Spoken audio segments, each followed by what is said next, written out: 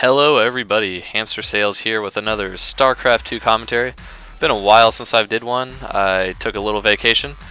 Today we have a PvZ on Backwater Gulch between myself as always, Zerg player, and Optical, the Red Protoss. Not going to talk today about the banter going on. I realize I'm recording in 720, so you should be able to read what's going on here. Even if you're in 480 or perhaps 360, you can probably read that little chat, so I'll let you read that.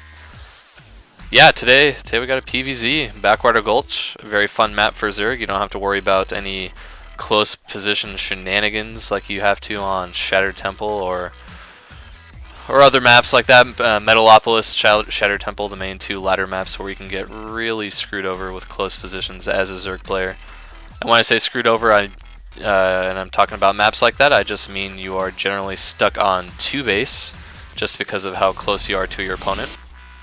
As Zerg is very difficult to take a exposed third base next to your Protoss or Terran opponent, since their units are so much stronger than yours. You have to really get a macro advantage if you want to kill these Protoss and Terran guys, as I may have talked about before.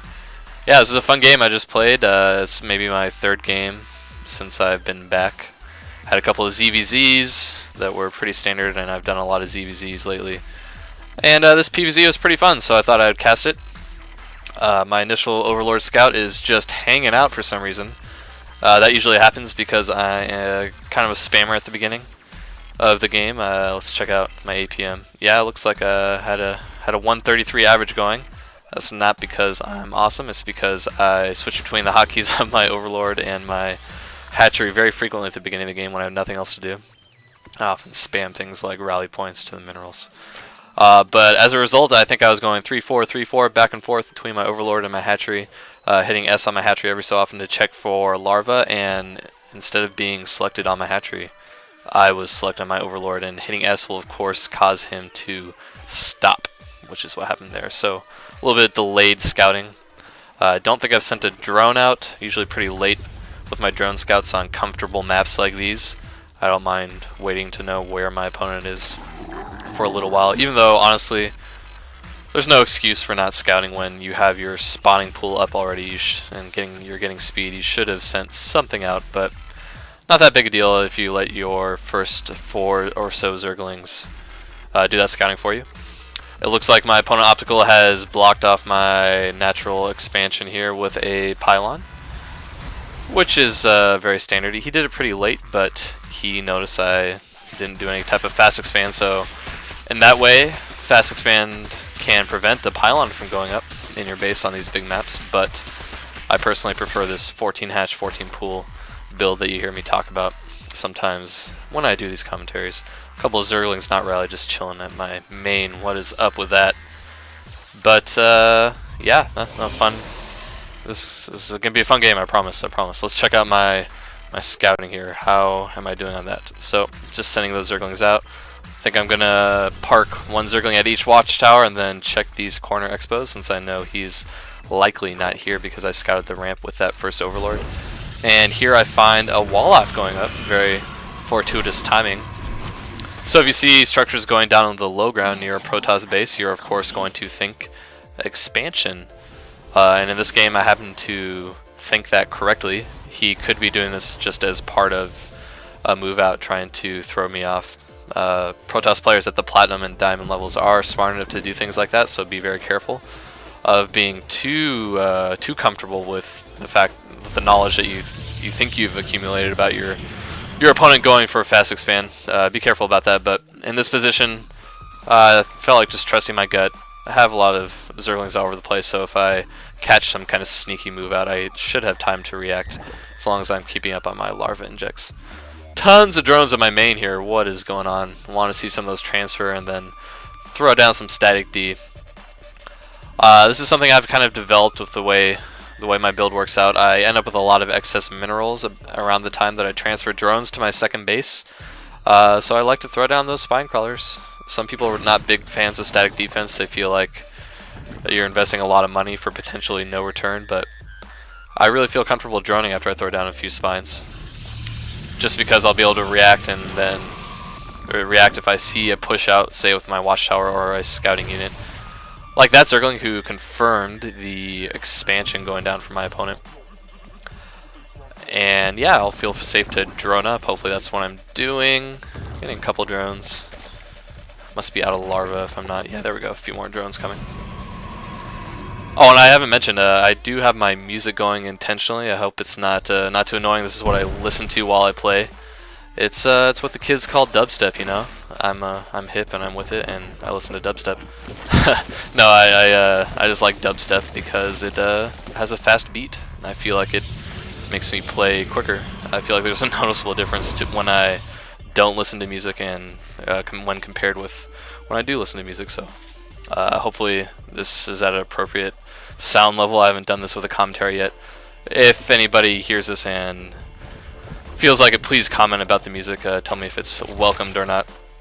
So yeah, just going into the mid game here. No pressure, nothing terribly exciting going on from with either myself or my opponent. I'm not keeping an eye on his front door area like I was before with that Zergling after I sent it in. I'd really like to see a replacement Zergling coming in here to, you know, check for potential move outs even quicker than the watchtower. And while the watchtower is obviously awesome, gives all this vision, it's impossible really for him to attack without me seeing his units come out because of this watchtower. You know, you might just miss it. You might be focusing in on macro or something. The nice thing about a forward Zergling is that when they kill it, it will give you a nice "your units are being massacred" message, and you will wake up and create units back at home base. So it's nearing the 10-minute mark. This is when you really want to grab your third as a Zerg. It's around 10 minutes. Also good to get a good scout in right before you go for an expansion, so luckily I am doing that. Am I going to see my opponent breaking down these rocks to take his third? Is that something I'm going to see? Is that something I'm going to see as I pretend to not know the answer already? Or am I just going to park this guy? No, I don't see it. Yeah. I thought I did catch that for some reason. But no, I do not catch it. I'm building roaches. I love me some roaches against Protoss. They work against almost everything except immortals. But yeah, roaches are my go-to unit for ZvP. In the mid to late game, I like roaches and infestors, and then transition into broodlords if I have enough time, or sometimes ultras if I feel like it's a good unit against his composition. But yeah, definitely love mixing me some roaches with infestors. Super cost-effective meat shieldy roaches with your damage dealing infestors. You know, spam fungal growth, throw down infested terrans when needed, and infestors will do your damage for you while your roaches soak that damage. So my opponent is taking his third at about the exact same time I am. This is not good for me. This I like. I'm getting speed overlords to cover the map. You want to have that poop creep toggle selected with all of them. The hotkey for that is G to get it started, and I am sending them to all his potential expansions. And I'm going to spot this expansion in progress. I think I intentionally moved this guy so I'm not pooping creep and let him know that I know that he's getting his third, even though he likely saw the overlords anyway. Was just about to push out, and yep, I'm deciding to push out with these roaches. I don't feel like I can necessarily even destroy his third or win the game with this push out, but I think I'm going to be waiting on... What am I waiting on? Am I pushing out? Anyway, I gave away the fact that I will be pushing out against his third fairly soon. And the reason I did that this game was to put some pressure on him.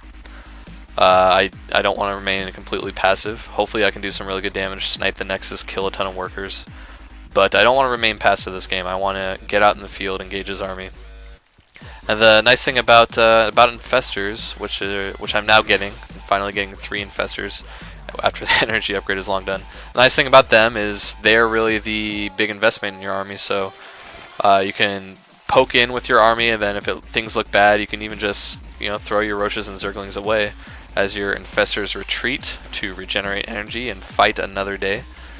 You know, you're not usually too worried about saving units in your army as Zerg, but with infestors, you definitely want to keep an eye on them when you do push out and attack people. So now I am pushing out. Now that I have 3 infestors, ton of zerglings, and some roaches, I'm going to be pushing on Optical's third base. You know, I was thinking of making a joke in the middle of this game. Did you ever consider upgrading to laser?